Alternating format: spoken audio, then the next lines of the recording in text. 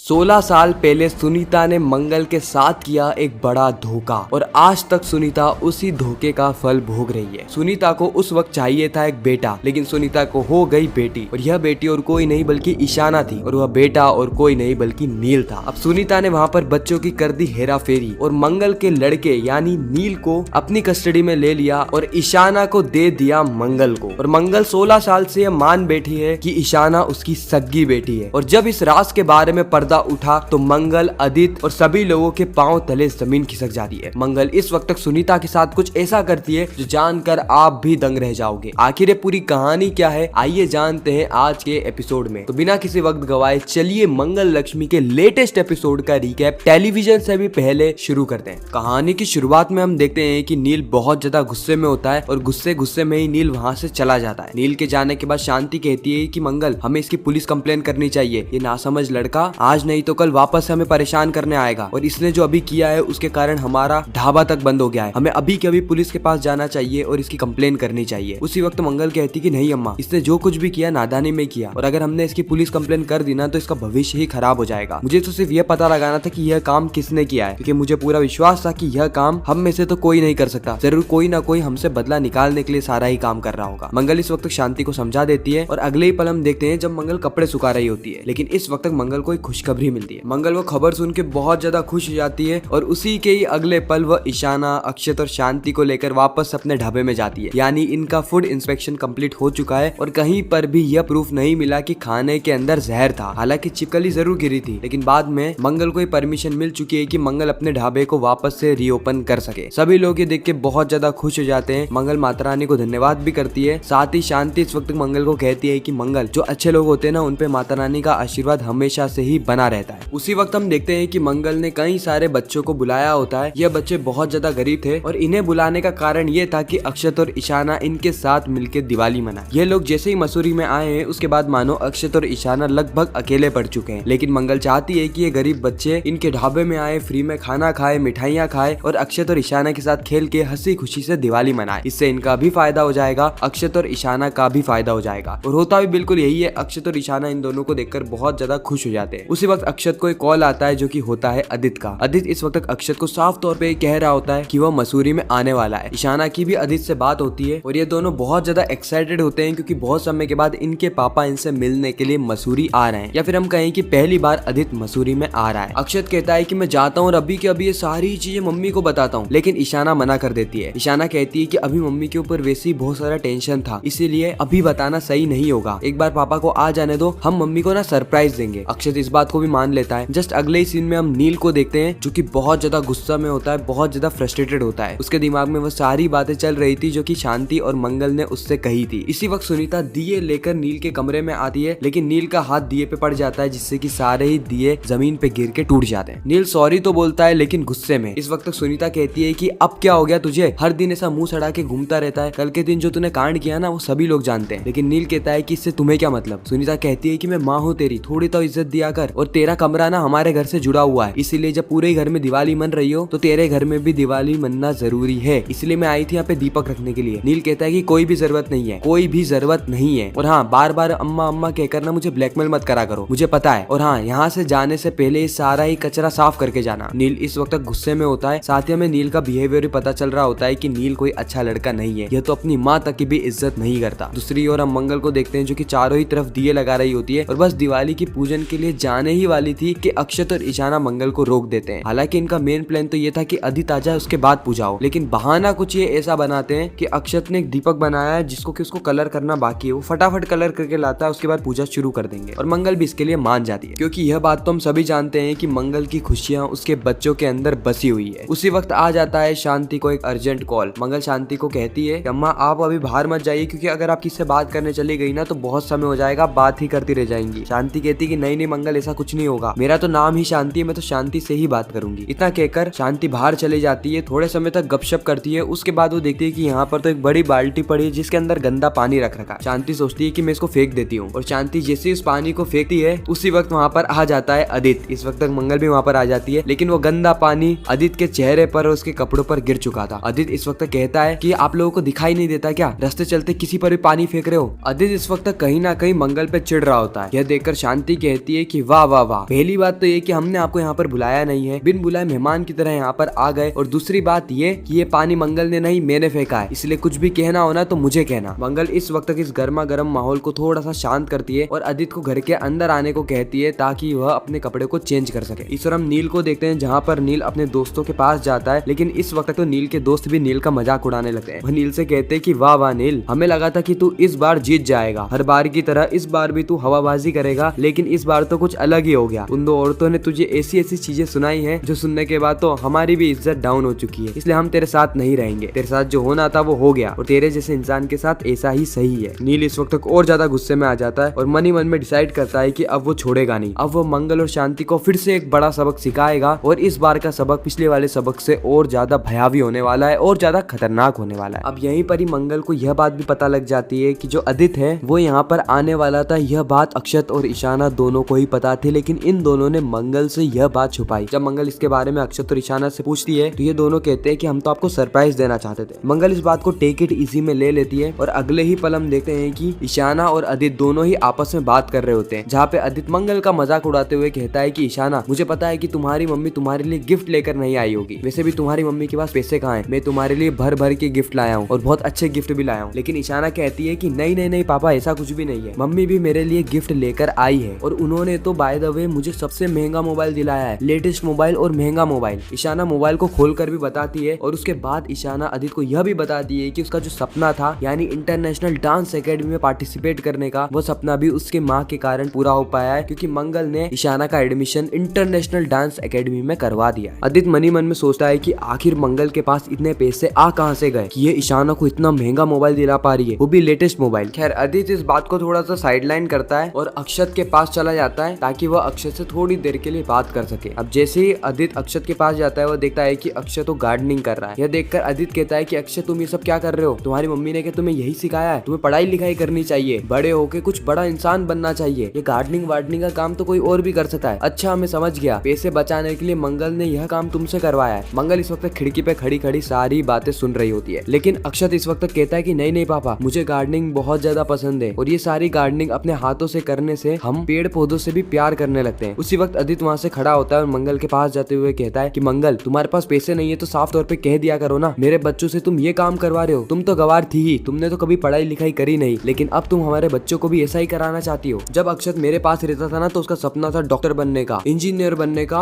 Space में जाने का, लेकिन तुम्हारे पास आने के बाद तो वह खेती बाड़ी करने लग गया है। खैर मंगल इस वक्त आदित्य को सुनाते हुए कहती है कि हर चीज पैसों से नहीं होती, मैं अपने बच्चों को सारी चीजें सिखाना चाहती हूँ, इसीलिए मैं उसे यहाँ पर लेकर आई हूँ। अगर वो शहर में रहता तो उसके दिमाग में भी वही सारी चीजें चलती जो कि वहाँ के लोगों के दिमाग में चलती है, यानी मॉल में जाना, घूमना, ऐश और आराम की जिंदगी जीना। लेकिन यहाँ पर मेरा बेटा गार्डनिंग कर रहा है, उसे पता है कि जो उसकी थाली में खाना आता है वो बनता कैसे। आज वो यही सारी चीजों को समझ रहा है और उसके दिमाग में सारी चीज चल रही है कि वो इन कामों को आसान कैसे बना दे और अच्छा कैसे बना दे, लोगों की जिंदगी किस तरीके से उज्जवल बना दे। ये सारी चीजें वह शहर में रह के सीख नहीं सकता। और रही बात पैसों की ना, तो मैं इतना तो कमा लेती हूँ कि मैं इन दोनों ही बच्चों को पाल सकूं। इस वक्त आदित्य का मुंह बंद हो गया होता है क्योंकि उसके पास कोई जवाब ही नहीं था मंगल को देने के लिए। खैर अगले ही पल हम देखते हैं कि आरती हो रही होती है और दिवाली की पूजन समाप्त हो जाती है। ईशाना और अक्षत दोनों ही शांति से आशीर्वाद ले रहे होते हैं और उसी वक्त आदित्य को आ जाता है सौम्या का कॉल। आदित्य इस वक्त चाहता है कि सौम्या के बारे में मंगल को पता ना चले, ना ही इन दोनों के होने वाले बच्चे के बारे में पता चले, इसीलिए वो मंगल के सामने सौम्या का कॉल नहीं उठाता है। और इसी के साथ ही खूबसूरत एपिसोड भी यहीं पर समाप्त हो जाता है। आपको यह रिकैप कैसा लगा कमेंट सेक्शन में जरूर बताना। मैं मिलता हूँ आप सभी से किसी नेक्स्ट इंटरेस्टिंग वीडियो में, जब तक के लिए गुड बाय।